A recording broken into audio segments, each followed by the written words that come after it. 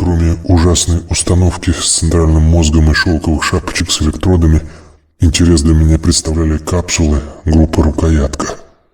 Шаманы, имевшие большое влияние на руководителя группы, дружно замахали руками, когда я попытался войти в их отдел, изгоняя меня заклинаниями, защищающими от злых духов. Думаю, они заподозрили во мне проверяющего, присланного начальством, чтобы увести их на чистую воду. На протяжении многих воплощений я занимался не только целительством, но и военно-полевой хирургией. Мне приходилось видеть раны, нанесенные алебардами и двуручными мечами, но когда я видел прозрачный бак с погруженным в него центральным мозгом, меня каждый раз выворачивало. Я взял на заметку хирургов из этого отдела и дал себе слово, что умрут они не быстро. Начал я с инспекции 2 уже существующих отделов проекта. Нужно было понять реальное положение вещей. Напряг связи и получил бумажку, подписанную лично Гиммлером, наделявшую меня практически божественными полномочиями. Используя права ревизора, я провел учения с воздействием на реальную немецкую воинскую часть, строительное подразделение вермахта, занимающееся созданием укреплений неподалеку от станции. Без предупреждения мы нанесли магический удар по этой воинской части. При этом я лично выехал к месту проведения работ.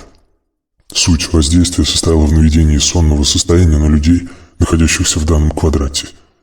Действительно, примерно через 20 минут после начала воздействия скорость движения солдат начала уменьшаться.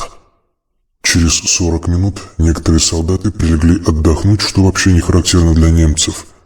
Первыми улеглись офицеры, потом унтер-офицеры, и, наконец, я увидел несколько солдат, сраженных дремой. Подошел к спящим и, растормошив старшего офицера, убедился в том, что сон неглубокий. Через час воздействие прекратилось, и люди начали пробуждаться.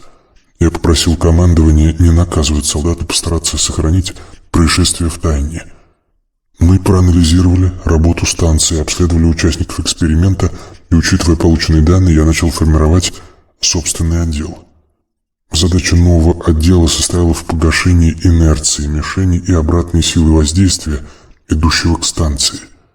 В течение 3 месяцев я формировал отдел, привлекая к работе в основном военнопленных.